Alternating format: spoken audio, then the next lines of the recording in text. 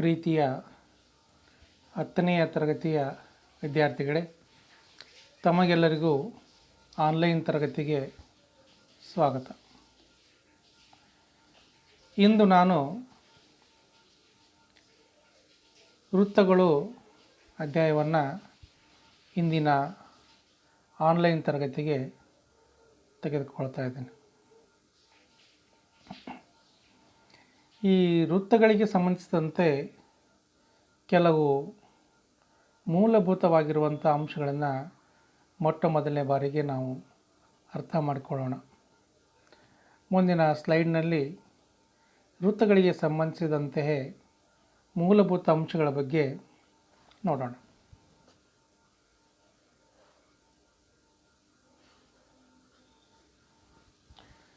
ವೃತ್ತ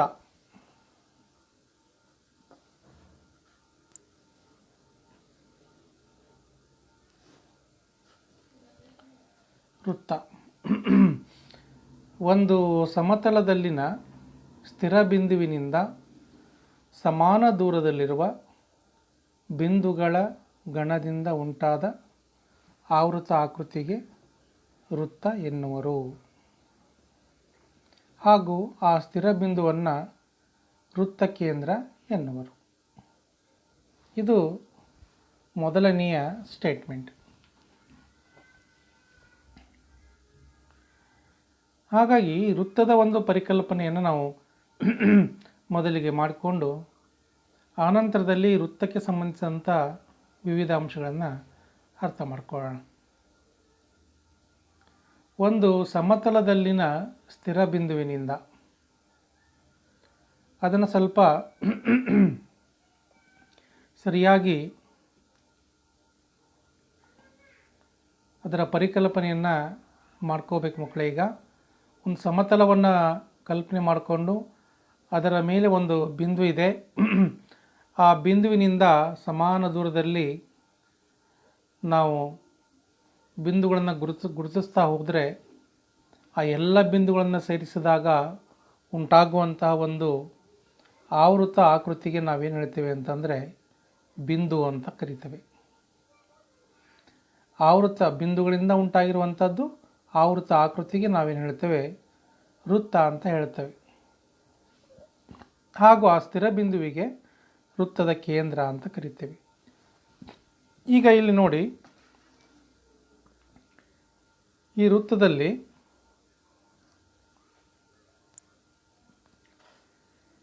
ಓ ವೃತ್ತ ಕೇಂದ್ರ,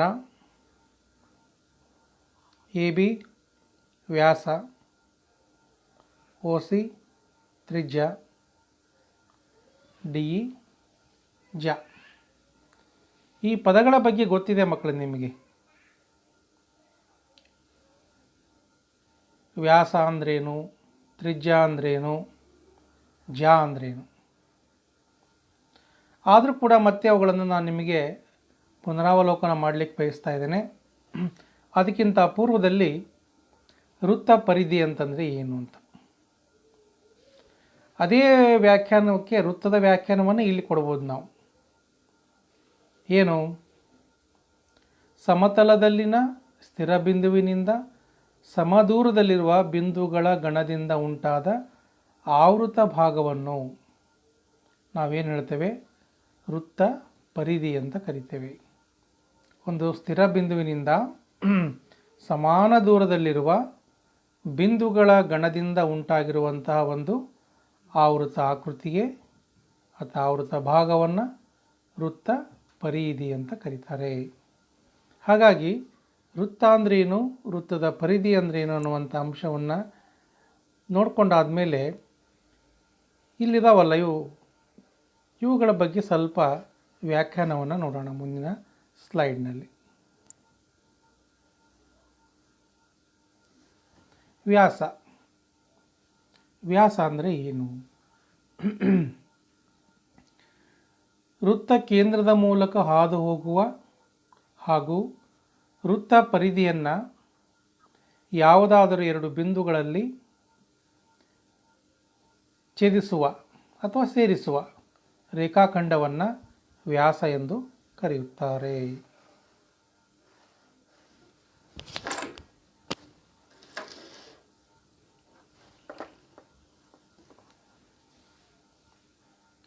ಆಕೃತಿಯಲ್ಲಿ ಎ ಬಿ ಅನ್ನೋದು ಏನದು ವ್ಯಾಸ. ಅದರಂತೆ ತ್ರಿಜ್ಯ OC ತ್ರಿಜ್ಯ, ಅದರ ವ್ಯಾಖ್ಯಾನ ನೋಡಿ.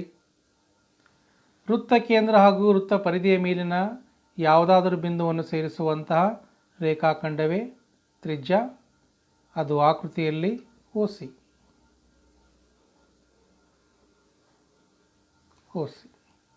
ಅದು ವೃತ್ತದ ತ್ರಿಜ್ಯ. ವೃತ್ತದ ತ್ರಿಜ್ಯ ಮತ್ತು ವ್ಯಾಸಕ್ಕೆ ಸಂಬಂಧಪಟ್ಟಂತೆ ಒಂದು ಅಂಶವನ್ನು ಇಲ್ಲಿ ಹೇಳಲೇಬೇಕು. ಏನು ಅಂತಂದರೆ, ವೃತ್ತದ ತ್ರಿಜ್ಯವು ಯಾವಾಗಲೂ ವೃತ್ತದ ವ್ಯಾಸದ ಅರ್ಧದಷ್ಟಿರುತ್ತೆ, ಅಥವಾ ವ್ಯಾಸವು ಯಾವಾಗಲೂ ವೃತ್ತದ ತ್ರಿಜ್ಯದ 2ರಷ್ಟಿರುತ್ತೆ ಅನ್ನುವಂಥದ್ದು ತಮಗೆಲ್ಲ ಗೊತ್ತಿರಬೇಕು. ಇಲ್ಲಿ OB ಅನ್ನೋದು ಕೂಡ ಒಂದು ತ್ರಿಜ್ಯ, OE ಅನ್ನೋದು ತ್ರಿಜ್ಯ, ಅವೆರಡು ಸಮ ಅದಾವೆ. ಹಾಗಾಗಿ ತ್ರಿಜ್ಯದ 2ರಷ್ಟು ಏನಾಗುತ್ತೆ, ಅಲ್ಲಿಗೆ ವ್ಯಾಸ ಆಗುತ್ತೆ. ವ್ಯಾಸದ ಅರ್ಧದಷ್ಟು ಏನಾಗುತ್ತೆ, ತ್ರಿಜ್ಯ ಇರುತ್ತೆ. ಈ ಅಂಶ ಗೊತ್ತಿರಬೇಕು. ಇದಾದ ಮೇಲೆ ವೃತ್ತ ಕೇಂದ್ರದ ಮೂಲಕ ಹಾದು ಹೋಗದೆ. ವೃತ್ತದ ಕೇಂದ್ರದ ಮೂಲಕ ಹಾದು ಹೋಗಬಾರ್ದು, ಆದರೆ ವೃತ್ತದ ಪರಿಧಿಯ ಮೇಲಿನ 2 ಬಿಂದುಗಳನ್ನು ಸೇರಿಸುವ ರೇಖಾಖಂಡವೇ ವೃತ್ತ ಕೇಂದ್ರದ ಮೂಲಕ ಹಾದು ಹೋಗದೆ ವೃತ್ತ ಪರಿಧಿಯ ಮೇಲಿನ ಯಾವುದಾದರೂ 2 ಬಿಂದುಗಳನ್ನು ಸೇರಿಸುವಂಥ ರೇಖಾಖಂಡ. ಆದರೂ ಕೂಡ ಇಲ್ಲೊಂದು ಡೆಫಿನಿಷನ್ ಬರುತ್ತೆ. ಏನು ಅಂತಂದರೆ, ವೃತ್ತದಲ್ಲಿ ಅತ್ಯಂತ ದೊಡ್ಡ ಯಾವುದು ಅಂತ ಕೇಳಿದರೆ ಅದು ವ್ಯಾಸ ಅಂತ ಆಗುತ್ತೆ. ವ್ಯಾಸನೂ ಕೂಡ ಒಂದು ವಿಧವಾದ ಅದರಲ್ಲಿ ದೊಡ್ಡದಾಗಿರುವಂಥ ಜಾವನ್ನು ನಾವು ವ್ಯಾಸ ಅಂತ ಹೇಳ್ಬೋದು, ಆದರೆ ವ್ಯಾಸವನ್ನು ಅಂತ ಹೇಳಕ್ಕೆ ಬರಲ್ಲ. ಯಾಕಂದರೆ DE ವ್ಯಾಸ ಅಲ್ಲ, ಅದು ಆದರೆ AB ಜಾನೂ ಹೌದು, ಜೊತೆಗೆ ವ್ಯಾಸನೂ ಹೌದು. ಹಾಗಾಗಿ ನಾವೇನು ಮಾಡ್ಬೋದು, ವೃತ್ತದ ಅನ್ನೋದನ್ನು ಸರಿಯಾಗಿ ಅರ್ಥ ಮಾಡ್ಕೋಬೇಕು. ವೃತ್ತ ಕೇಂದ್ರದ ಮೂಲಕ ಹಾದು ಹೋಗದೆ ವೃತ್ತ ಪರಿಧಿಯ ಮೇಲಿನ ಯಾವುದಾದರೂ 2 ಬಿಂದುಗಳನ್ನು ಸೇರಿಸುವಂಥ ರೇಖಾಖಂಡ. ಆ ರೇಖಾಖಂಡವನ್ನು ನಾವೇನು ಹೇಳ್ತೇವೆ, ವೃತ್ತದ ಅಂತ ಕರಿತೇವೆ. ಇದಾದ ಮೇಲೆ ಮುಂದಿನ ಸ್ಲೈಡ್ನಲ್ಲಿ ಏನಿದೆ ಅಂತ ನೋಡೋಣ ಮಕ್ಕಳೇ. ಈಗ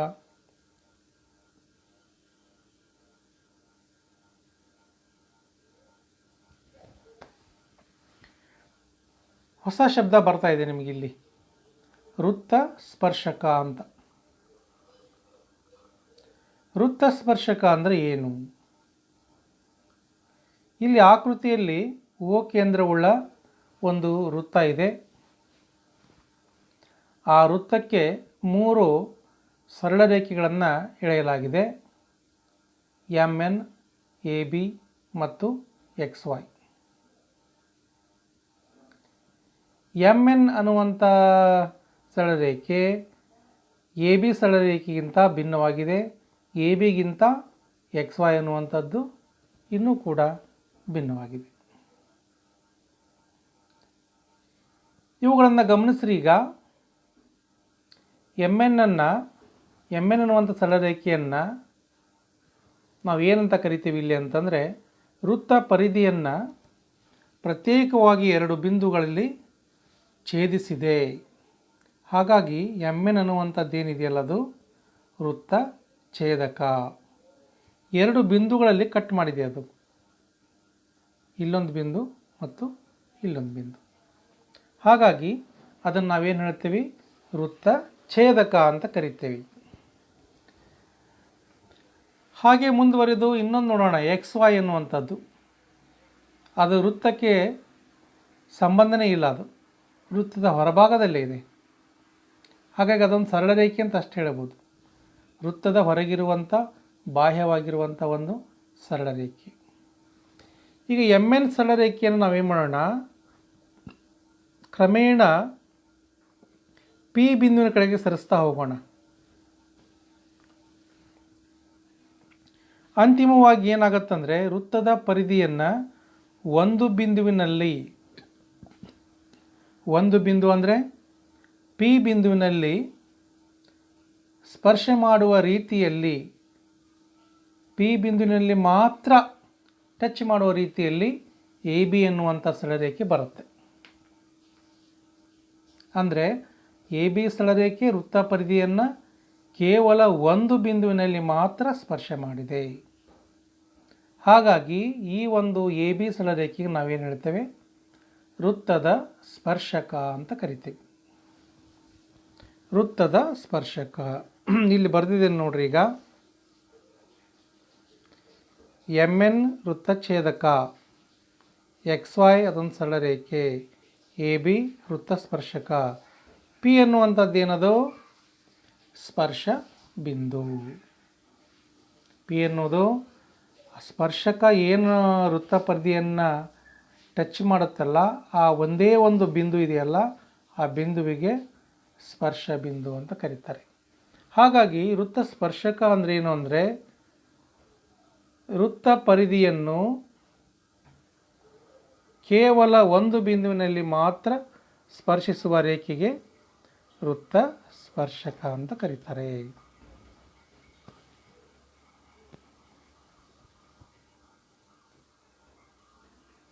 ಹಾಗಾಗಿ ನಾವೇನು ಮಾಡ್ಬೋದು, ಹೊಸ ಕಾನ್ಸೆಪ್ಟ್ ಇದು. ವೃತ್ತ ಸ್ಪರ್ಶಕ ಅನ್ನುವಂಥದ್ದು ವೃತ್ತದ ಪರಿಧಿಯನ್ನು ಕೇವಲ ಒಂದು ಬಿಂದುವಿನಲ್ಲಿ ಮಾತ್ರ ಸ್ಪರ್ಶ ಮಾಡುವ ರೇಖೆಗೆ ವೃತ್ತ ಸ್ಪರ್ಶಕ ಅಂತ ಕರೀತಾರೆ. ಹಾಗಾಗಿ ಮುಂದಿನ ಸ್ಲೈಡ್ನಲ್ಲಿ ನೋಡೋಣ ಮಕ್ಕಳು, ಇದಕ್ಕೆ ಸಂಬಂಧಪಟ್ಟಂತೆ ಇನ್ನೂ ಹೆಚ್ಚಿನ ವಿವರಣೆಯನ್ನು ನೋಡೋಣ.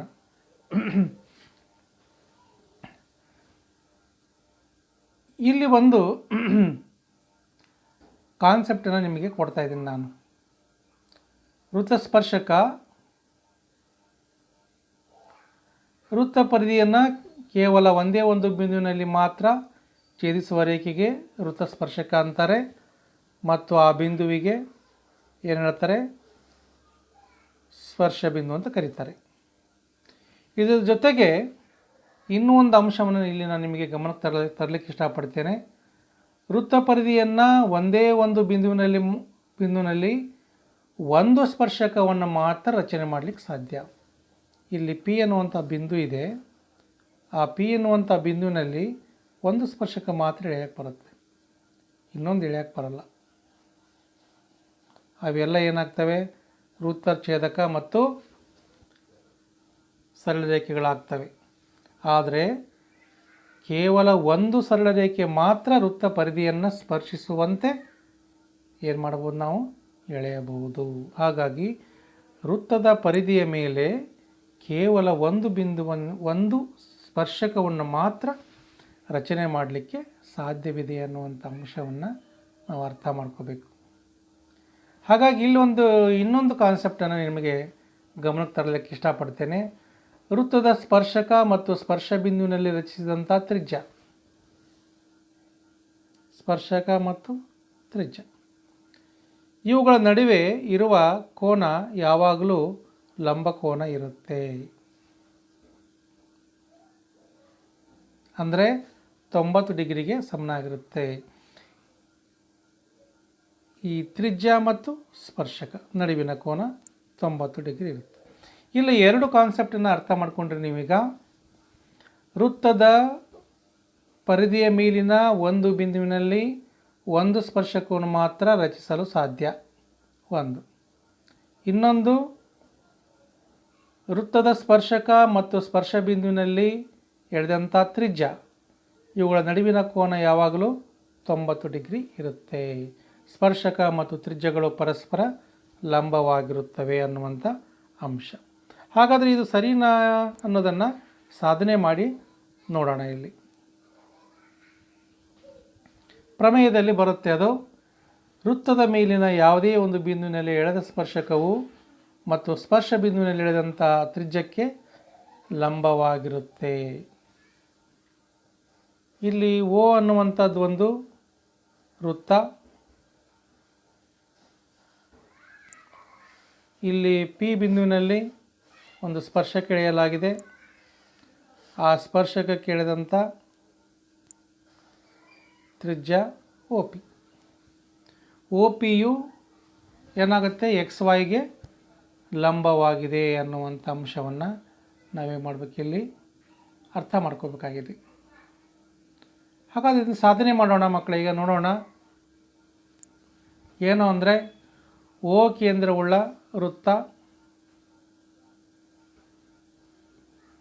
ಎಕ್ಸ್ ವೈ ಸ್ಪರ್ಶಕ, ಪಿ ಸ್ಪರ್ಶ ಬಿಂದು. ಒ ಪಿ ಇದು ಎಕ್ಸ್ ವೈಗೆ ಲಂಬವಾಗಿದೆ ಎಂದು ಸಾಧಿಸಬೇಕು. ಒ ಪಿ ಯು ಎಕ್ಸ್ ವೈಗೆ ಲಂಬವಾಗಿದೆ ಎಂದು ಸಾಧಿಸಬೇಕು. ಈಗ ನಾವೇನು ಮಾಡೋಣ, ಎಕ್ಸ್ ವೈ ಸರಳ ರೇಖೆ ಮೇಲೆ ಸ್ಪರ್ಶಕದ ಮೇಲೆ ಮತ್ತೊಂದು ಬಿಂದುವನ್ನು ತೆಗೆದುಕೊಳ್ಳೋಣ. ಆ ಬಿಂದು ಇದೆಯಲ್ಲ ಅದು ವೃತ್ತದ ಪರಿಧಿಯನ್ನು ಬಿಟ್ಟು ಹೊರಗಡೆ ಇರುತ್ತೆ, ಜೊತೆಗೆ ಎಕ್ಸ್ ವೈ ಸ್ಪರ್ಶಕದ ಮೇಲಿದೆ. ಹಾಗಾಗಿ ಓ ಕ್ಯೂ ಇದು ಒ ಪಿಗಿಂತ ದೊಡ್ಡದು, ಒ ಪಿಗಿಂತ ಓ ಕ್ಯೂ ದೊಡ್ಡದು. Therefore O Q greater than O P. ಆದರೆ ಒ ಪಿ ಇದು ಅತ್ಯಂತ ಕನಿಷ್ಠ ಉದ್ದವನ್ನು ಹೊಂದಿದೆ. ಯಾವುದೇ ಒಂದು ಸರಳ ರೇಖೆಗೆ ನಾವು ಬಾಹ್ಯ ಬಿಂದುವಿನಿಂದ ರೇಖೆಗಳನ್ನು ಎಳಿತಾ ಹೋದರೆ ಅವುಗಳಲ್ಲಿ ಅತ್ಯಂತ ಚಿಕ್ಕದಾಗಿರುವಂಥದ್ದು ಲಂಬನೇ ಆಗಿರುತ್ತೆ. ಹಿಂದಿನ ತರಗತಿಗಳಲ್ಲಿ ಅಭ್ಯಾಸ ಮಾಡಿದ್ದೀರ ಅದನ್ನು. ಒಂದು ಸರಳ ರೇಖೆಗೆ ಅದರ ಹೊರಗಿನ ಬಿಂದುವಿನಿಂದ ಎಳೆದಂಥ ಎಲ್ಲ ಸರಳ ರೇಖೆಗಳಲ್ಲಿ ಓದಿಂದ ನಾವೇನು ಮಾಡೋಣ, O Q, O A, O M, O P, O A, O B, O C ಹೀಗೆಲ್ಲ ಎಳಿತಾ ಹೋಗ್ಬಿಟ್ರೆ ಕೊನೆಗೆ ನಾವೇನು ಮಾಡ್ಬೋದು, ಅವೆಲ್ಲವುಗಳಲ್ಲಿ ಓ ಪಿನೇ ಅತ್ಯಂತ ಚಿಕ್ಕದಾಗಿರುತ್ತೆ, ಜೊತೆಗೆ ಅದು ಎಕ್ಸ್ ವೈಗೆ ಲಂಬನೂ ಕೂಡ ಆಗಿರುತ್ತೆ. ಅತ್ಯಂತ ಚಿಕ್ಕದಾಗಿರುವಂಥದ್ದೇ ಆ ಸರಳರೇಖೆಗೆ ಲಂಬವಾಗಿರುತ್ತೆ ಅನ್ನುವಂಥ ಅಂಶ ಈ ಹಿಂದಿನ ತರಗತಿಗಳಲ್ಲಿ ಕಲ್ತಿದ್ದೀರ. ಆ ಅಂಶವನ್ನು ಆಧಾರವಾಗಿಟ್ಕೊಂಡು ಓ ಪಿ ಇದು ಅತ್ಯಂತ ಕನಿಷ್ಠ ಉದ್ದವಾಗಿದೆ. ಆದ್ದರಿಂದ ಓ ಪಿ ಇದು ಎಕ್ಸ್ ವೈಗೆ ಲಂಬವಾಗಿದೆ ಅಂತ ನಾವೇನು ಮಾಡ್ಬೋದು, ಹೇಳ್ಬೋದು. ಹಿಂದಿನ ತರಗತಿಲಿದೆ ಮಕ್ಕಳೇ. ಅದು ಏನು ಅಂದರೆ, ಒಂದು ಸರಳ ರೇಖೆಗೆ ನಾವು ಓದಿಂದ ನಾವು ರೇಖೆಗಳನ್ನ ಎಳಿತಾ ಹೋದರೆ ಅದರಲ್ಲಿ ಓ ಪಿನೇ ಏನಾಗುತ್ತೆ, ಅಲ್ಲಿಗೆ ಅತ್ಯಂತ ಚಿಕ್ಕದಾಗುತ್ತೆ, ಜೊತೆಗೆ ಲಂಬನೂ ಕೂಡ ಇರುತ್ತೆ ಅನ್ನುವಂಥ ಅಂಶದ ಆಧಾರದ ಮೇಲಿಂದ ನಾವೀಗ ಈ ಒಂದು ಪ್ರಮೇಯವನ್ನು ಸಾಧನೆ ಮಾಡಿದ್ವಿ. ಮತ್ತೆ ಮುಂದೆ ಹೋಗೋಣ ಮಕ್ಕಳೀಗ. ಇದರ ನಂತರದಲ್ಲಿ ಬರುವಂಥ ಅಭ್ಯಾಸದ ಸಮಸ್ಯೆಗಳಲ್ಲಿ ಬಿಟ್ಟ ಸ್ಥಳಗಳನ್ನು ತುಂಬಿರಿ ಅಂತಿದೆ. ಈಗ ಏನು ನೀವು ಅಭ್ಯಾಸ ಮಾಡಿದಿರಲ್ಲ ಅದರ ಮೇಲೇ ಆ ಎಲ್ಲ ಬಿಟ್ಟ ಸ್ಥಳಗಳು ಇರುವಂಥದ್ದು. ಈಗ ಒಂದೊಂದಾಗಿ ನಾನು ಓದ್ತಾ ಹೋಗ್ತೀನಿ, ಅದಕ್ಕೆ ಉತ್ತರಗಳು ಏನಂತ ನಿಮ್ಮ ಮೈಂಡಲ್ಲಿ ನೀವು ನೆನಪಿಟ್ಕೊಂಡಿರ್ರಿ. ಆನಂತರ ಮುಂದಿನ ಸ್ಲೈಡ್ನಲ್ಲಿ ಅದರ ಉತ್ತರಗಳನ್ನು ನಿಮಗೆ ತೋರಿಸ್ತೇನೆ. ವೃತ್ತವನ್ನು ಸ್ಪರ್ಶಕವು ಛೇದಿಸುವ ಬಿಂದುಗಳ ಸಂಖ್ಯೆ. ವೃತ್ತವನ್ನು ಸ್ಪರ್ಶಕವು ಛೇದಿಸುವ ಬಿಂದುಗಳ ಸಂಖ್ಯೆ ಎಷ್ಟು ಅಂತ ನೆನಪಿಟ್ಕೊಂಡ್ರ ಮಕ್ಕಳೀಗ? ಎಷ್ಟು ಬಿಂದುಗಳಲ್ಲಿ ವೃತ್ತವನ್ನು ಸ್ಪರ್ಶಕವು ಸ್ಪರ್ಶ ಮಾಡುತ್ತೆ ನೆನಪಿಟ್ಕೊಳ್ರಿ. ನಂತರ ಎರಡನೇದ್ದು, ವೃತ್ತವನ್ನು ಎರಡು ಬಿಂದುಗಳಲ್ಲಿ ಛೇದಿಸುವ ರೇಖೆಗೆ ಡ್ಯಾಶ್ ಎನ್ನುತ್ತಾರೆ. ವೃತ್ತವನ್ನು ಎರಡು ಬಿಂದುಗಳಲ್ಲಿ ಛೇದಿಸುವ ರೇಖೆಗೆ ಡ್ಯಾಶ್ ಎನ್ನುತ್ತಾರೆ. ಗೊತ್ತಾಯ್ತಲ್ಲ ಮಕ್ಕಳೇ, ಏನಂತ ಗೊತ್ತಿದೆಯಲ್ಲ? ಅದನ್ನು ನೋಡೋಣ. ಮತ್ತೆ ನೀವು ನೆನಪಿಟ್ಕೊಂಡಿರಿ ಅದನ್ನೆಲ್ಲ. ಒಂದು ವೃತ್ತವು ಹೊಂದಿರಬಹುದಾದ ಸಮಾಂತರ ಸ್ಪರ್ಶಕಗಳ ಗರಿಷ್ಠ ಸಂಖ್ಯೆ ಎಷ್ಟು? ಎಷ್ಟು ಸಮಾನಾಂತರ ಸ್ಪರ್ಶಕಗಳು ಒಂದು ವೃತ್ತದಲ್ಲಿ ಇರ್ತವೆ ಅಂತ.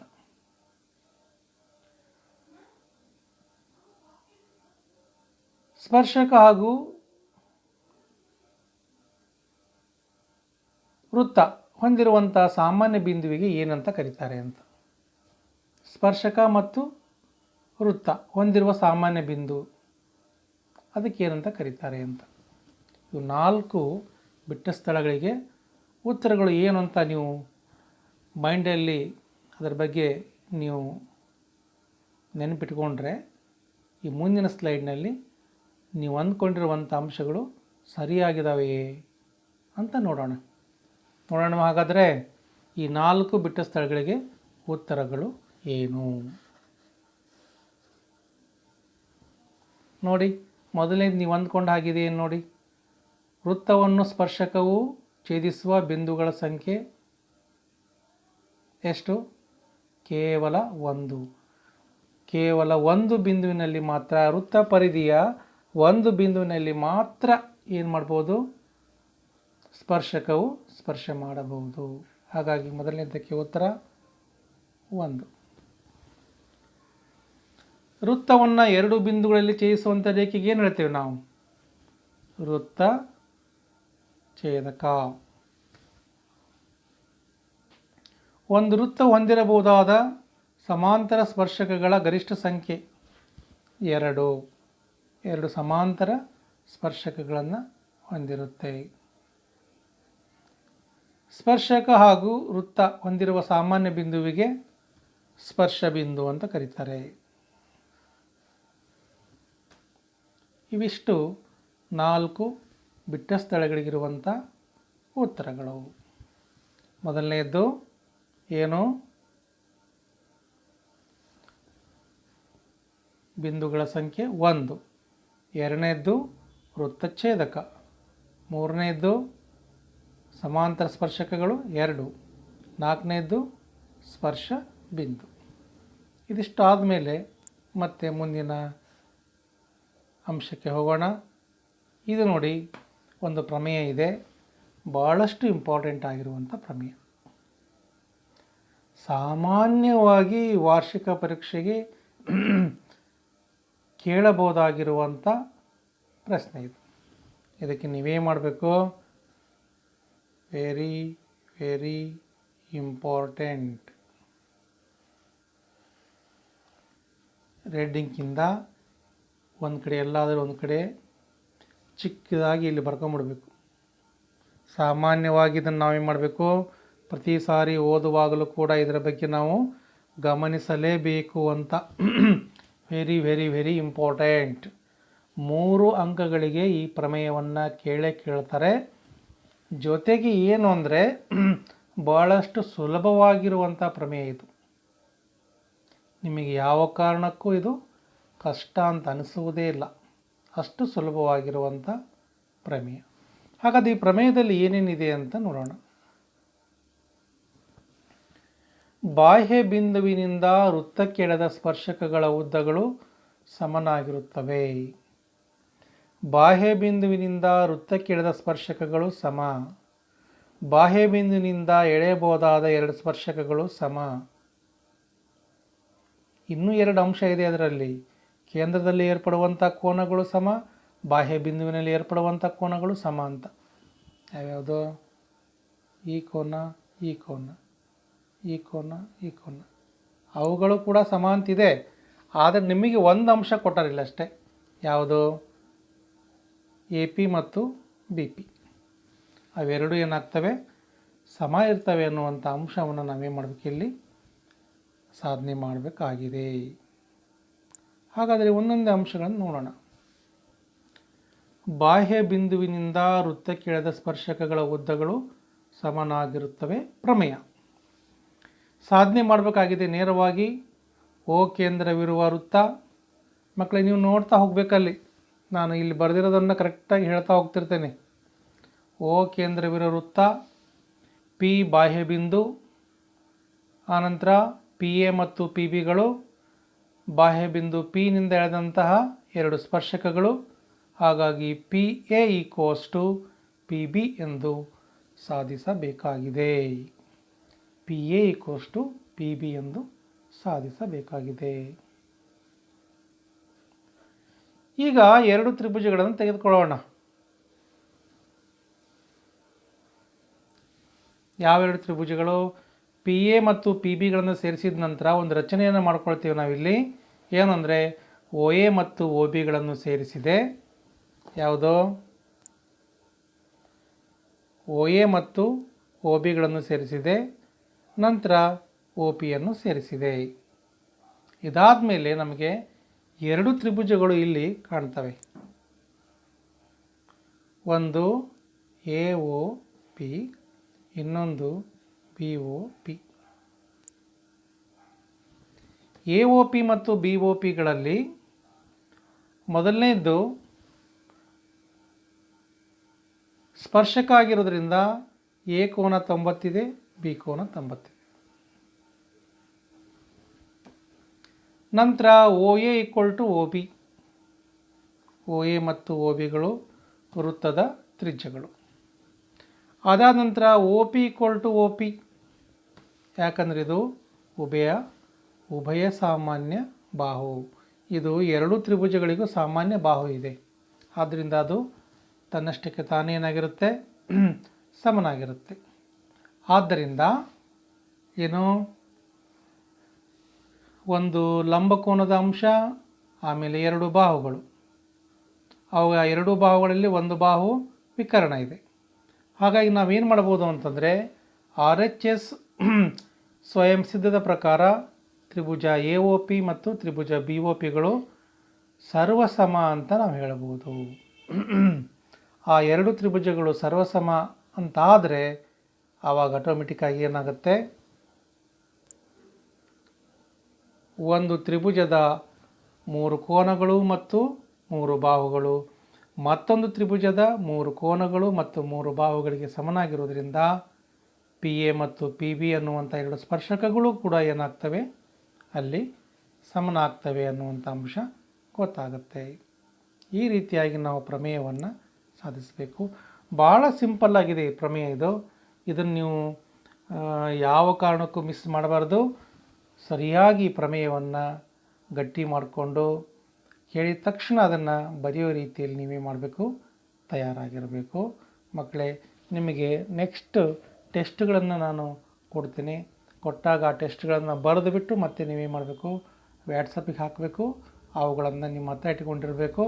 ಅವು ಕೇಳಿದ ತಕ್ಷಣ ಅವುಗಳನ್ನು ಕೊಡಬೇಕು. ಇದಾದ ಮೇಲೆ, ಈ ಪ್ರಮೇಯ ಆದಮೇಲೆ ಮುಂದಿನ ಅಂಶ ಏನಿದೆ ಅಂತ ನೋಡೋಣ.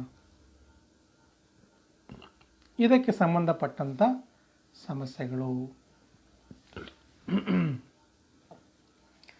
ಸಮಸ್ಯೆಗಳು ಏನಿದ್ದಾವೆ? 4.2ದಲ್ಲಿ ಮೊದಲನೇ ಸಮಸ್ಯೆ, ಈ ಕೆಳಗಿನ ಆಕೃತಿಯಲ್ಲಿ ವೃತ್ತದ ತ್ರಿಜ್ಯದ ಅಳತೆ ಕಂಡುಹಿಡಿಯಿರಿ.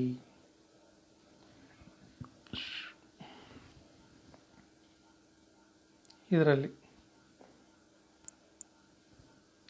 O ಕೇಂದ್ರವುಳ್ಳ ವೃತ್ತ, OP = 25 ಸೆಂಟಿಮೀಟರ್, AP = 24 ಸೆಂಟಿಮೀಟರ್, ತ್ರಿಜ್ಯ OA = ? ಎಷ್ಟು ಅಂತ. ಪರಿಹಾರ: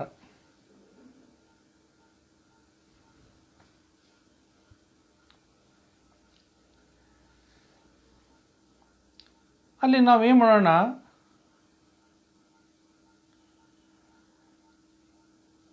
ಈ ತ್ರಿಭುಜವನ್ನು ಗಮನಿಸಿದರೆ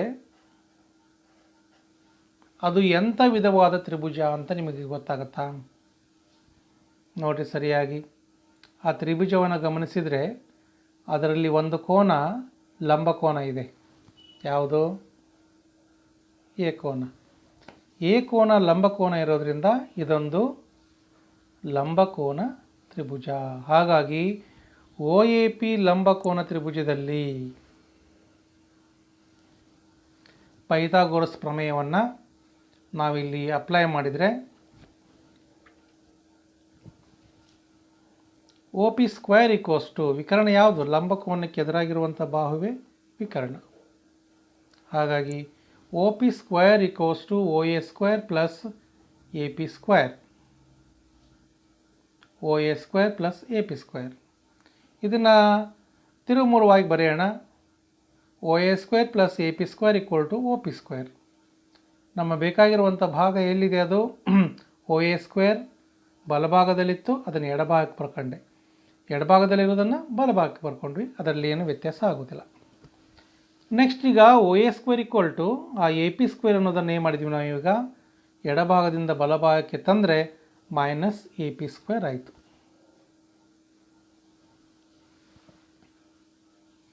ಇದಾದ ಮೇಲೆ ಒ ಪಿಯ ಅಳತೆ ಎಷ್ಟು? 25, 25 ಸ್ಕ್ವೇರ್ ಮೈನಸ್ ಎ ಪಿಯ ಅಳತೆ ಎಷ್ಟು? 24, 24 ಸ್ಕ್ವೇರ್. ದೇರ್ ಫಾರ್ 25 ಸ್ಕ್ವೇರ್ ಅಂದರೆ 625, 24 ಸ್ಕ್ವೇರ್ ಅಂದರೆ 576. ಆ ಒಂದರಲ್ಲಿ ಒಂದು ಕಳೆದಾಗ ಎಷ್ಟು ಬಂತು ಅಲ್ಲಿಗೆ?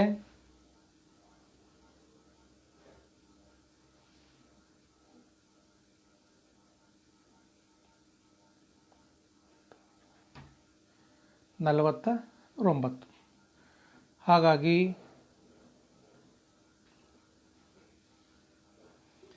ಓ ಎನ ಅಳತೆ ಎಷ್ಟು ಅಂದರೆ √49 = 7 ಸೆಂಟಿಮೀಟರ್. ಹಾಗಾಗಿ ಓ ಎ ಅಳತೆ 7 ಸೆಂಟಿಮೀಟರ್. ನಂತರ ಈ ಕೆಳಗಿನ ಆಕೃತಿಯಲ್ಲಿ ಆ್ಯಂಗಲ್ ಟಿ ಕೋನದ ಅಳತೆಯನ್ನು ಕಂಡುಹಿಡಿಯಿರಿ. ಇಲ್ಲಿ ಚಿತ್ರದಲ್ಲಿ ಪಿ ಮತ್ತು ಕ್ಯೂಗಳು 90 ಡಿಗ್ರಿ. ಯಾಕೆಂದರೆ ಟಿ ಪಿ ಮತ್ತು ಟಿ ಕ್ಯೂಗಳು ವೃತ್ತದ ಸ್ಪರ್ಶಕಗಳು. ಹಾಗಾಗಿ ಅಲ್ಲಿ ಅವೆರಡು ಕೋನಗಳು 90 ಡಿಗ್ರಿ ಇರ್ತವೆ. ಹಾಗಾಗಿ ಟಿ ಪಿ ಒ ಕ್ಯೂ ಇದೊಂದು ಚತುರ್ಭುಜ ಆಯ್ತು. ಇಲ್ಲಿ ಚತುರ್ಭುಜದ 4 ಕೋನಗಳ ಮೊತ್ತ 360. ಇಲ್ಲಿ 2 ಕೋನಗಳ ಮೊತ್ತ ಎಷ್ಟಾಯ್ತು? ಈಗ 180 ಆಯಿತು. ಹಾಗಾಗಿ ಇವೆರಡು ಕೋನಗಳ ಮೊತ್ತ ಅದು ಕೂಡ ಏನಾಗುತ್ತೆ? ಅಲ್ಲಿಗೆ 180 ಆಗುತ್ತೆ. Therefore angle O plus angle T = 180 degree. ನಾವು ಆ್ಯಂಗಲ್ ಒ ಅನ್ನು ಆ ಕಡೆ ತೊಗೊಂಬರೋಣ. ಬಲಭಾಗಕ್ಕೆ ತಂದಾಗ ಏನಾಯ್ತು? ಅಲ್ಲಿಗೆ ಓ ಕೋನ ಮೈನಸ್ ಆಗುತ್ತೆ. Therefore 180 - 110. ದೇರ್ ಫೋರ್ 180ರಲ್ಲಿ 110 ಹೋಗಿಬಿಟ್ರೆ 70 ಡಿಗ್ರಿ. ಈ ಕೋನ 70 ಡಿಗ್ರಿ ಇರುತ್ತೆ ಅನ್ನುವಂಥ ಅಂಶ ಈ ಒಂದು ಸಮಸ್ಯೆಯ ಮೂಲಕ ನಮಗೆ ಗೊತ್ತಾಗುತ್ತೆ. ಹೀಗೆ ನಾವು ಸಮಸ್ಯೆಗಳನ್ನು ಸರಿಯಾಗಿ ಅರ್ಥ ಮಾಡಿಕೊಂಡು ಅವುಗಳನ್ನು ಬಿಡಿಸ್ತಾ ಹೋಗಬೇಕು ಮಕ್ಕಳೇ. ಈಗ ಮುಂದಿನ ಸ್ಲೈಡ್ನಲ್ಲಿ ಏನು ಬರುತ್ತೆ ಅಂತ ನೋಡೋಣ. ಮುಂದಿನ ಸ್ಲೈಡ್ನಲ್ಲಿ ಭಾಳ ಚೆನ್ನಾಗಿದೆ ಸಮಸ್ಯೆ. ಏನಿದೆ ಸಮಸ್ಯೆ ಇದು ಅಂತಂದರೆ, 2 ಏಕಕೇಂದ್ರೀಯ ವೃತ್ತಗಳದಾವೆ ಇಲ್ಲಿ. ಒಂದು ವೃತ್ತದ ಒಳಗಡೆ ಕೆಂಪು ವೃತ್ತ ಇದೆಯಲ್ಲ, ಅದರದ್ದು 3 ಸೆಂಟಿಮೀಟರ್ ತ್ರಿಜ್ಯ ಇದೆ. ನಂತರ ನೀಲಿ ಕಲರ್ ವೃತ್ತ ಇದೆಯಲ್ಲ, ಅದರದ್ದು ಎಷ್ಟಿದೆ? 5 ಸೆಂಟಿಮೀಟರ್ ಇದೆ. ಒಂದು 3 ಸೆಂಟಿಮೀಟರ್ ಇದೆ, ಒಂದು 5 ಸೆಂಟಿಮೀಟರ್ ಇದೆ. ಚಿಕ್ಕ ವೃತ್ತಕ್ಕೆ ಸ್ಪರ್ಶಿಸುವ ರೀತಿಯಲ್ಲಿ ಎ ಬಿ ಅನ್ನುವಂಥ ಒಂದು ಜಾವನ್ನು ರಚನೆ ಮಾಡಲಾಗಿದೆ. ಅದು ದೊಡ್ಡ ವೃತ್ತವನ್ನು ಎ ಮತ್ತು ಬಿಗಳಲ್ಲಿ ಕಟ್ ಮಾಡಿದೆ, ಚಿಕ್ಕ ವೃತ್ತವನ್ನು ಪಿನಲ್ಲಿ ಸ್ಪರ್ಶ ಮಾಡಿದೆ. ಇಲ್ಲಿ ನಮ್ಮ ಪ್ರಶ್ನೆ ಏನು ಅಂತಂದರೆ, ಇಲ್ಲಿರುವಂಥ ಎ ಬಿ ಜಾದ ಉದ್ದವನ್ನು ಕಂಡುಹಿಡಿಯಿರಿ. ಎ ಬಿ ಜಾದ ಅಳತೆ ಎಷ್ಟಾಗುತ್ತೆ ಅಂತ.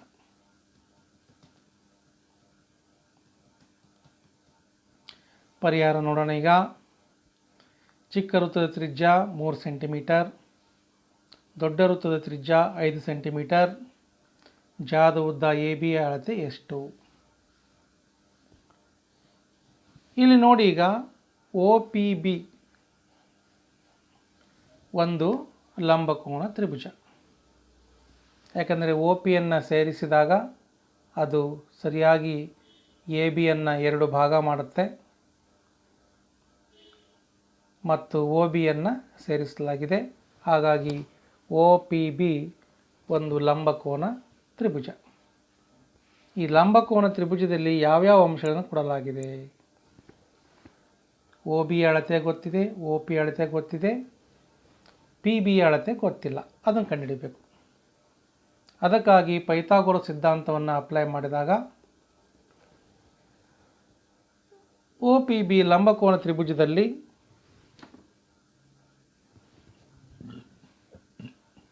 ಒ ಬಿ ಸ್ಕ್ವೇರ್ ವಿಕರ್ಣದ ವರ್ಗ equals to O P square plus P B square.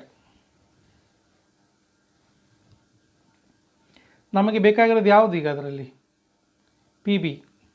ಹಾಗಾಗಿ ಸಮಚಿಹ್ನೆ ಎರಡು ಕಡೆ ಅವುಗಳನ್ನು ಅದಲು ಬದಲು ಮಾಡಿದಾಗ O P square plus P B square equals to O B square. ಬಲಭಾಗವನ್ನು ಎಡಭಾಗಕ್ಕೂ ಎಡಭಾಗವನ್ನು ಬಲಭಾಗಕ್ಕೂ ಬರೆಯಲಾಗಿದೆ. Therefore P B square equals to O B square minus O P square. O ಪಿಯನ್ನು ನಾವೇನು ಮಾಡಿದ್ವಿ, ಚಿಹ್ನೆಯ ಮತ್ತೊಂದು ಪಾರ್ಶ್ವಕ್ಕೆ ತೆಗೆದುಕೊಂಬಂದ್ವಿ. Therefore O B equal to ಎಷ್ಟಿದೆ ಅಲ್ಲಿ? 5 ಇದೆ. 5 square minus O P equal to 3 ಇದೆ, 3 ಸ್ಕ್ವೇರ್. ದೇರ್ ಫಾರ್ 5 ಸ್ಕ್ವೇರ್ ಅಂದರೆ 25 ಮೈನಸ್ 3 ಸ್ಕ್ವೇರ್ ಅಂದರೆ 9 equal to 16. P B square equal to 16, P B equal to under square root 16, 16ರ ವರ್ಗಮೂಲ 4. ಹಾಗಾಗಿ P ಬಿಯ ಅಳತೆ ಎಷ್ಟು ಬಂತಿದ್ದು?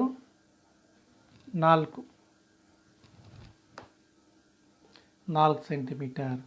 A B equal to A P plus P B, ಆದರೆ P A equal to P B ಇವು ಸಮಾನವೇ. Therefore A B equal to A P A ಬದಲಾಗಿ ಮತ್ತು ನಾನು ಪಿ ಬಿ ಅಂತ ಬರ್ದೇನೆ ಇಲ್ಲಿ. P B plus P B equal to 2 times P B. P B ಅಳತೆ 4 ಸೆಂಟಿಮೀಟರ್ ಇದೆ. ಹಾಗಾಗಿ A B equal to 2 into 4 equals to 8 centimetre.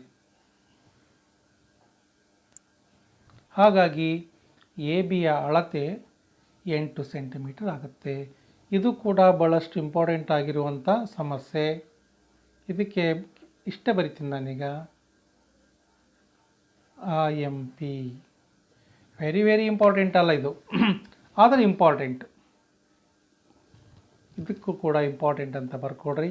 ಇದು ಸಾಮಾನ್ಯವಾಗಿ ಪರೀಕ್ಷೆಗೆ ಕೇಳ್ತಿರ್ತಾರೆ. ಇದಾದ ಮೇಲೆ ಮುಂದಿನ ಸಮಸ್ಯೆಗೆ ಹೋಗೋಣ.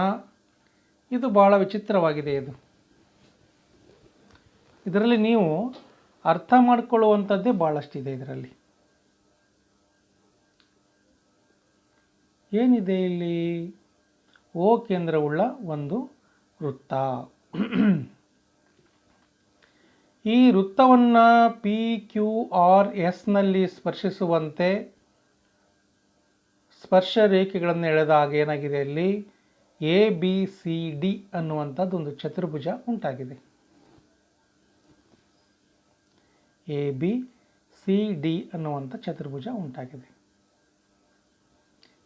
ಇಲ್ಲಿ ಕೇಳಿರುವ ಪ್ರಶ್ನೆ ಏನು ಅಂದರೆ, A B plus C D, A B ಮತ್ತು ಸಿ ಡಿಗಳ ಮೊತ್ತ ಬಿ ಸಿ ಮತ್ತು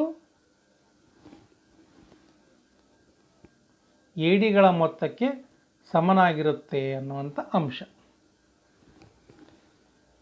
ಇವೆರಡರ ಮೊತ್ತಕ್ಕೆ ಸಮ ಇದೆ ಅಂತ. ಇವೆರಡರ ಮೊತ್ತ ಬರುವಂಥದ್ದು ಇವೆರಡಕ್ಕೆ ಬರುವಂಥ ಮೊತ್ತಕ್ಕೆ ಸಮನಾಗಿದೆ ಅಂತ. ಏನು ಮಾಡಬೇಕು ನಾವೀಗ? A B plus E D equals to A D plus B C ಎಂದು ಸಾಧಿಸಬೇಕಾಗಿದೆ. ದೇರ್ ಫೋರ್ ಇಲ್ಲೊಂದು ಆಕೃತಿಯಲ್ಲಿ ನೋಡ್ರಿ, ನಾನು ಇಲ್ಲಿ ಎ ಅನ್ನುವಂಥದ್ದು ಇದೆಯಲ್ಲ, ಇದು ಎ ಪಿ ಮತ್ತು ಎ ಎಸ್ ಇವೆರಡು ಸ್ಪರ್ಶಕಗಳಿವು. ಹಾಗಾಗಿ ಅವೆರಡು ಸ್ಪರ್ಶಕಗಳು ಸಮ ಇದ್ದಾವೆ. ಅವು ಎಕ್ಸ್ಗೆ ಸಮ ಅಂತ ತಿಳ್ಕೊಳ್ಳೋಣ. ನಂತರ ಬಿ ಕ್ಯೂ ಮತ್ತು ಬಿ ಪಿ ಅವುಗಳು ಕೂಡ ಬಿ ಇಂದ ವೃತ್ತಕ್ಕಿಳಿದಂಥ ಎರಡು ಸ್ಪರ್ಶಕಗಳು. ಅವುಗಳು ವಾಯ್ ಇರಲಿ. ನಂತರ ಸಿ ಇಂದ ಸಿ ಕ್ಯೂ ಮತ್ತು ಸಿ ಆರ್ ಅವುಗಳು ಕೂಡ ಸ್ಪರ್ಶಕಗಳು. ಅವುಗಳ ಅಳತೆ ಜೆಡ್ ಅಂತಿರಲಿ, ಅವುಗಳು ಕೂಡ ಸಮನಾಗಿವೆ. ನಂತರ ಡಿ ಇಂದ ಎಳೆದಂಥ ಸ್ಪರ್ಶಕಗಳು ಡಿ ಎಸ್ ಮತ್ತು ಡಿ ಆರ್ ಅವುಗಳು ಕೂಡ ಸಮ. ಅವುಗಳ ಅಳತೆ ಎಮ್ ಅಂತ ಇರಲಿ. ಅವೆಲ್ಲವುಗಳನ್ನು ಇಲ್ಲಿ ಬರ್ತೀನಿ ನಾನೀಗ. ಅವು ಸ್ಪರ್ಶಕ ಇರೋದರಿಂದ ಅವೆಲ್ಲವುಗಳ ಅಳತೆಗಳು ಎಕ್ಸ್ ವೈ ಜೆಡ್ ಮತ್ತು ಎಮ್ ಅಂತ ಬರ್ಕೊಂಡಿದ್ದೀನಿ. A B plus C D ಅಂದರೆ ಏನು? A B plus C D ಅಂದರೆ ಏನು? ಎ ಬಿ ಅಂದರೆ A P plus P B, C D ಅಂದರೆ C R plus D R. ಅವುಗಳ ಮೊತ್ತವೇ ಆ ಎರಡು ಭಾವಗಳ ಮೊತ್ತ ಆಗುತ್ತೆ. ಆ ನಂತರದಲ್ಲಿ ಅವುಗಳಿಗೆ ಎ ಪಿ ಅಂದರೆ ಎಕ್ಸು, ಪಿ ಬಿ ಅಂದರೆ ವೈ, ಸಿ ಆರ್ ಅಂದರೆ ಜೆಡ್ಡು, ಡಿ ಆರ್ ಅಂದರೆ ಎಮ್ ಬರ್ದಂಗೆ ಇಲ್ಲಿ. ಅದನ್ನು 1 ಅಂತ ತೆಗೆದುಕೊಳ್ಳೋಣ. Next A D plus B C, A D plus B C ಅದೇನಾಗುತ್ತೆ? A D plus B C. A D ಅಂತಂದರೆ A S plus D S, B C ಅಂದರೆ B Q plus C Q. ಇಲ್ಲಿ ಬರ್ದೇನೆ ನೋಡ್ರಿ. ಅವುಗಳ ಅಳತೆಗಳು ಎಕ್ಸ್ ಎಮ್ ವೈ ಜೆಡ್. ಅದನ್ನ rearrange ಮಾಡಿ ಬರ್ದೇನೆ ಈಗ. X plus Y plus Z plus M. ಅದಕ್ಕೆ 2 ಅಂತ ನಾನು ಸಂಖ್ಯೆಯನ್ನು ಕೊಟ್ಟಿದ್ದೀನಿ. ಈಗ 1 ಮತ್ತು 2 ನೀವು ಕಂಪ್ಯಾರಿಸನ್ ಮಾಡಿ ನೋಡಿ, ಅವೆರಡೂ ಕೂಡ ಸಮನಾಗಿವೆ. ಇಲ್ಲಿ X plus Y plus Z plus M, ಇದು ಕೂಡ X plus Y plus Z plus M ಇದೆ. ಹಾಗಾಗಿ A B plus C D ಎ ಮೊತ್ತವು A D plus B C ಎ ಮೊತ್ತಕ್ಕೆ ಸಮನಾಗಿದೆ ಅಂತೇಳಿ ನಾವಿಲ್ಲಿ ಸಾಧನೆ ಮಾಡ್ಬೋದು.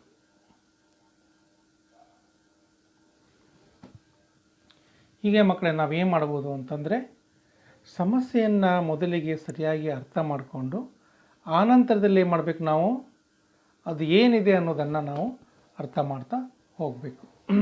ಈಗ ನಾವು ಈ ಒಂದು ತರಗತಿಯಲ್ಲಿ ಇದುವರೆಗೂ ನಾವು ಯಾವ್ಯಾವೆಲ್ಲ ಅಂಶಗಳನ್ನು ನಾವು ಅಧ್ಯಯನ ಮಾಡಿದ್ವಿ. ಒಂದು ಸಲ ಏನು ಮಾಡೋಣ, ರೀಕ್ಯಾಪ್ಚುಲೇಷನ್ ಮಾಡೋಣ. ಮೊದಲಿಗೆ ವೃತ್ತ. ವೃತ್ತ ಅಂದರೆ ಏನು? ವೃತ್ತದಲ್ಲಿ ಬರುವಂತಹ ಏನು ಪದಗಳು: ವ್ಯಾಸ, ತ್ರಿಜ್ಯ, ಜ, ವೃತ್ತದ ಪರಿಧಿ. ಅವುಗಳಂದ್ರೆ ಏನು ಅನ್ನೋದನ್ನು ನಾವೇನು ಮಾಡಿದ್ವಿ, ಈಗ ಸರಿಯಾಗಿ ವ್ಯಾಖ್ಯಾನದ ಮೂಲಕ ನೋಡಿದ್ವಿ. ಎಲ್ಲ ವ್ಯಾಖ್ಯಾನಗಳ ಮೂಲಕ ವ್ಯಾಸದ ಪರಿಕಲ್ಪನೆ, ತ್ರಿಜ್ಯದ ಪರಿಕಲ್ಪನೆ ಮತ್ತು ಜಾದ ಪರಿಕಲ್ಪನೆಯನ್ನು ಮಾಡಿಕೊಳ್ಳಾಯಿತು. ಇದಾದ ನಂತರದಲ್ಲಿ ವೃತ್ತದ ಸ್ಪರ್ಶಕ. ವೃತ್ತ ಪರಿಧಿಯನ್ನು ಕೇವಲ ಒಂದು ಬಿಂದುವಿನಲ್ಲಿ ಮಾತ್ರ ಸ್ಪರ್ಶ ಮಾಡುವ ರೇಖೆಗೆ ವೃತ್ತ ಸ್ಪರ್ಶಕ ಅಂತ ಕರೀತಾರೆ. ಪಿಯನ್ನು ಸ್ಪರ್ಶ ಬಿಂದು ಅಂತ ಕರೀತಾರೆ. ಇದಾದ ಮೇಲೆ ವೃತ್ತ ಸ್ಪರ್ಶಕ ಮತ್ತು ತ್ರಿಜ್ಯ ಇವುಗಳ ನಡುವಿನ ಕೋನ 90 ಡಿಗ್ರಿ ಇರುತ್ತೆ ಅನ್ನುವಂಥ ಅಂಶ. ಯಾವಾಗಲೂ ತ್ರಿಜ್ಯ ಮತ್ತು ಸ್ಪರ್ಶಕ ಪರಸ್ಪರ ಲಂಬವಾಗಿರ್ತವೆ. ಇದಾದ ಮೇಲೆ ಒಂದು ಪ್ರಮೇಯ ಇದೆ, ವೃತ್ತದ ತ್ರಿಜ್ಯ ಮತ್ತು ಸ್ಪರ್ಶಕಗಳು ಪರಸ್ಪರ ಲಂಬವಾಗಿರ್ತವೆ ಎಂದು ಸಾಧಿಸಿರಿ. ಅದನ್ನು ಈ ರೀತಿಯಾಗಿ ಸಾಧನೆ ಮಾಡಿದ್ವಿ. ಅಲ್ಲಿ ಒ ಪಿ ಮತ್ತು ಎಕ್ಸ್ ವೈಗಳು ಪರಸ್ಪರ ಲಂಬವಾಗಿರ್ತವೆ ಅನ್ನುವಂಥ ಅಂಶ ನಮಗೆ ಸಾಧನೆಯ ಮೂಲಕ ಗೊತ್ತಾಯಿತು.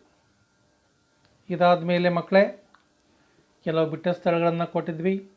ಆ ಬಿಟ್ಟ ಸ್ಥಳಗಳಿಗೆ ಸರಿಯಾಗಿ ಉತ್ತರಗಳನ್ನು ನೀವು ಬರ್ಕೊಂಡಾದ ಮೇಲೆ ಅವುಗಳ ಉತ್ತರಗಳು ಏನು ಅಂತ ನಾನು ನೆಕ್ಸ್ಟ್ ಸ್ಲೈಡ್ನಲ್ಲಿ ಹೇಳಿದೆ. ಹಾಗಾಗಿ ಒಂದು ವೃತ್ತಕ್ಕೆ ನಾವು ಸ್ಪರ್ಶಕವನ್ನು ಎಳೆದ್ರೆ ಅದು ಕೇವಲ ಒಂದು ಬಿಂದುವಿನಲ್ಲಿ ಮಾತ್ರ ಏನು ಮಾಡುತ್ತದು, ಸ್ಪರ್ಶಿಸುವಂತೆ ಹಾದು ಹೋಗುತ್ತೆ. ವೃತ್ತ ಛೇದಕ ಏನು ಮಾಡುತ್ತೆ, 2 ಬಿಂದುಗಳಲ್ಲಿ ಛೇದಿಸುತ್ತೆ. ಆಮೇಲೆ ಒಂದು ವೃತ್ತದಲ್ಲಿ ಸಮಾನಾಂತರವಾಗಿರುವಂಥ 2 ಸರಳ ರೇಖೆಗಳನ್ನು ಎಳೆಯಬಹುದು. ಆನಂತರ ಸ್ಪರ್ಶಕ ಮತ್ತು ವೃತ್ತ ಹೊಂದಿರಬಹುದಾದಂಥ ಸಾಮಾನ್ಯ ಬಿಂದುವಿಗೆ ಸ್ಪರ್ಶ ಬಿಂದು ಅಂತ ಕರೀತಾರೆ. ಇದಾದ ಮೇಲೆ ಭಾಳಷ್ಟು ಇಂಪಾರ್ಟೆಂಟ್ ಆಗಿರುವಂಥ ಪ್ರಮೇಯ, ಬಾಹ್ಯ ಬಿಂದುವಿನಿಂದ ವೃತ್ತಕ್ಕೆ ಎಳೆದಂಥ ಸ್ಪರ್ಶಕಗಳು ಸಮನಾಗಿರುತ್ತವೆ ಅನ್ನುವಂಥ ಪ್ರಮೇಯ. ಇದಾದ ಮೇಲೆ ಏನೋ ಈ ಅಂಶಗಳ ಮೇಲೆ ಕೆಲವು ಸಮಸ್ಯೆಗಳನ್ನು ಬಿಡಿಸಿದ್ವಿ. ಅವುಗಳನ್ನು ಅರ್ಥ ಮಾಡಿಕೊಂಡು ಅದೇ ರೀತಿಯಾಗಿ ಏನು ಮಾಡಬೇಕು, ಬಿಡಿಸ್ತಾ ಹೋಗಬೇಕು. ಅವುಗಳಲ್ಲಿರುವಂಥ ಅಂಶಗಳನ್ನು ಸರಿಯಾಗಿ ಅರ್ಥ ಮಾಡ್ಕೋಬೇಕು. ಇದಾದ ಮೇಲೆ 2 ಏಕಕೇಂದ್ರೀಯ ವೃತ್ತಗಳಿದ್ದಾವೆ. ಆ ವೃತ್ತಗಳಲ್ಲಿ ಒಂದು ಸಾಮಾನ್ಯ ಜಾವನ್ನು ರಚನೆ ಮಾಡಿದ್ವಿ. ಆ ಜಾದ ಅಳತೆ ಎಷ್ಟು ಅಂತ ಕೇಳಿತ್ತು. ಅದನ್ನು ಕೂಡ ನಾನು ಏನು ಮಾಡಿದ್ವಿ, ಈಗ ಸಮಸ್ಯೆಯನ್ನು ಪೈಥಾಗೊರಸ್ ಸಿದ್ಧಾಂತವನ್ನು ಉಪಯೋಗಿಸಿಕೊಂಡು ಹೇಗೆ ಬಿಡಿಸ್ಬೋದು ಅನ್ನೋದನ್ನು ನಿಮಗೆ ಹೇಳಿದೆ. ಆವಾಗ ಎ ಬಿ ಅಳತೆ 8 ಸೆಂಟಿಮೀಟರ್ ಬಂದಿದೆ. ಇದಾದ ಮೇಲೆ ಮಕ್ಕಳೇ ಮತ್ತೊಂದು ವಿಶಿಷ್ಟವಾಗಿರುವಂಥ ಒಂದು ಏನು ಸಮಸ್ಯೆ, ಅಲ್ಲಿ ಎ ಬಿ ಮತ್ತು ಸಿ ಡಿಗಳ ಮೊತ್ತವು ಬಿ ಸಿ ಮತ್ತು ಎ ಡಿಗಳ ಮೊತ್ತಕ್ಕೆ ಸಮನಾಗಿರುತ್ತದೆ ಅಂತ. ಅದನ್ನು ಕೂಡ ನಾವು ಸ್ಪರ್ಶಕಗಳ ಗುಣಲಕ್ಷಣಗಳ ಆಧಾರದ ಮೇಲಿಂದ ಆ ಒಂದು ಸಮಸ್ಯೆಯನ್ನು ಕೂಡ ಬಿಡಿಸಿದ್ವಿ. ಈ ರೀತಿಯಾಗಿ ವೃತ್ತಗಳಿಗೆ ಸಂಬಂಧಪಟ್ಟಂಥ ಪ್ರಮೇಯಗಳು ಹಾಗೂ ಸಮಸ್ಯೆಗಳು. ಈ ಒಂದು ಅಂಶವನ್ನು ಎಲ್ಲ ವಿದ್ಯಾರ್ಥಿಗಳು ಯೂಟ್ಯೂಬ್ನಲ್ಲಿ ಅಪ್ಲೋಡ್ ಮಾಡಿ ತಮಗೆ ವ್ಯಾಟ್ಸಪ್ನಲ್ಲಿ ಕಳಿಸಲಾಗುತ್ತೆ. ಅದನ್ನು ನೋಡಿಬಿಟ್ಟು ಆನಂತರ ಕಳಿಸುವಂಥ ನೋಟ್ಸ್ಗಳನ್ನು ಪ್ರತ್ಯೇಕವಾದ ರೇಖಾಗಣಿತದ ನೋಟ್ಸ್ನಲ್ಲಿ ಬರೆದುಕೊಳ್ಳಿ ಮಕ್ಕಳೇ. ಇದರ ಮೇಲೆ ನಿಮಗೆ ನಾನು ಟೆಸ್ಟ್ಗಳನ್ನು ಮಾಡಬೇಕಾಗಿದೆ. ಆ ಟೆಸ್ಟ್ಗಳನ್ನು ಮುಂದಿನ ದಿನಗಳಲ್ಲಿ ವ್ಯಾಟ್ಸಪ್ ಮೂಲಕ ನಿಮಗೆ ತಲುಪಿಸ್ತೇನೆ. ಅಲ್ಲಿವರೆಗೂ ಇವತ್ತಿನ ಆನ್ಲೈನ್ ತರಗತಿಗೆ ಭಾಗವಹಿಸಿದಂಥ ತಮಗೆಲ್ಲರಿಗೂ ವಂದನೆಗಳು ಸಲ್ಲಿಸ್ತಾ ಈ ಒಂದು ತರಗತಿಯನ್ನು ಪೂರ್ಣಗೊಳಿಸ್ತಾ ಇದ್ದೀನಿ.